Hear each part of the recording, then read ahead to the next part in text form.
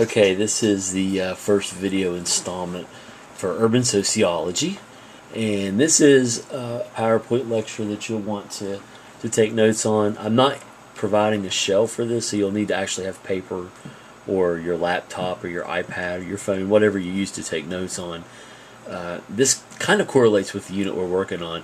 When we meet in class on Tuesday, and we are meeting on Tuesday, we're going to finish up the PowerPoints that I actually sent you that you have. This is different. You don't have this. So you obviously will have this on YouTube. You can look at this as often as you like.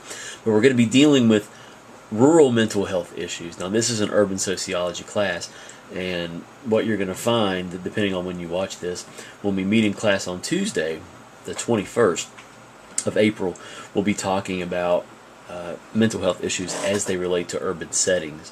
And I'll have some additional slides and some different information to supplement in class on Tuesday. But this pertains specifically to rural mental health issues. There's a difference in treatment, in accessibility to treatment, in the way mental health is conceptualized, etc., etc., when you compare urban to rural settings. There's a significant need for mental health services in rural America, just like with just overall medical services. According to Substance Abuse and Mental Health Administration data from 2012, 18.7% of residents of non-metro counties had some sort of mental illness in the past year, and that amounts to over 7 million people. That's a lot of people. And again, in rural areas, people are often without good access to care, to mental health care, and also they have problems sometimes with insurance and reimbursement from mental health providers, as well as stigma that's attached and some misunderstanding about mental health disorders. We'll get to some of that here in just a few minutes. Additionally, 3.6%, or 1,387,000 residents of non-metro counties, experienced serious thoughts of suicide during the year. If you remember early in the semester when we talked about all those boring theorists, like Durkheim, if you remember, we established the fact, well, he established the fact, and we now understand today that suicide risk is greater in places that are rural because people they're less connected, they're more isolated, there's less access to mental health facilities and mental health care. So that kind of highlights, that last statistic kind of highlights what I just said. Now, while the prevalence of mental illness is similar between rural and urban residents, the services are very different. Mental health care needs are not met in many rural communities across the country because adequate services just are not present. Providing mental health services is a real problem and a real challenge in rural areas. In class, we talked about this. We talked about hospitals, for example, are located generally strategically. They're located in cities, in the middle of cities, because that's where populations are greater in number. If you put hospitals in more densely populated areas, then more people can quickly and easily access those. If you put a hospital out in the middle of nowhere where only 5 or 6 people can get to you easily, it's not really feasible. You're not serving the numbers, if you will. And it's the same thing with mental health facilities. They're generally located in cities or in places where there are, greater numbers of people, where population is more dense. So this presents some challenge for people in rural areas. The following factors are particular challenges to providing mental health services in rural communities. And I hope you guys can read this.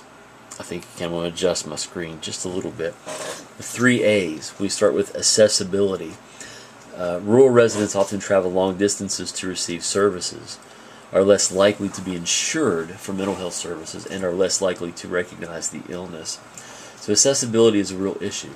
People who live out very far away in the far corners of rural counties, especially in this state, may feel like it's just not worth the drive or can't afford the gas or spend the time to get there.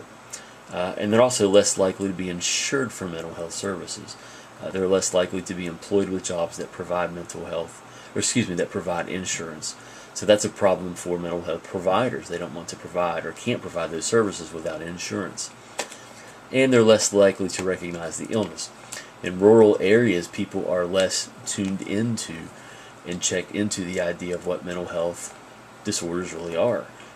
They may be less willing to talk about them. There may be more stigma attached in small communities where everybody talks and everybody knows each other, to look for those services. Next, availability.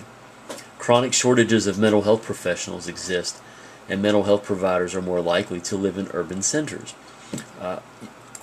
Long story short, it's really difficult to get psychologists or medical professionals to work in rural areas because, again, insurance reimbursement's a problem. They can't make as much money. There aren't as many potential clients in rural areas where populations are lower and more spread out. So it's a real issue.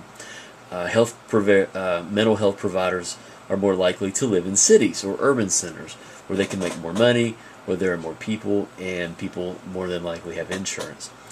And then you have acceptability. The stigma. A stigma is an attribute that is deeply discrediting to a person. The stigma of needing or receiving mental health care and the fewer choices of trained professionals who work in rural areas create barriers to care. There seems to be a higher level of stigma in rural areas for people who reach out for and seek mental health services.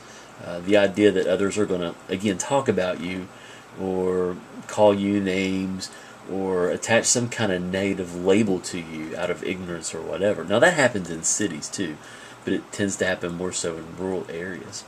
And again, there really aren't as many choices for trained professionals. What I find personally happening a lot in these rural areas, you have a handful of not mental health care providers, but physicians, doctors, who are not trained in mental health, who are prescribing medications for depression and anxiety. And is that the best case scenario? Probably not. And that's not to say doctors who have no mental health training should not be prescribing these kinds of medications, but it just provides yet another barrier to care. The most significant challenge preventing rural Americans from receiving care is the lack of mental health professionals providing mental health services in rural and in frontier areas.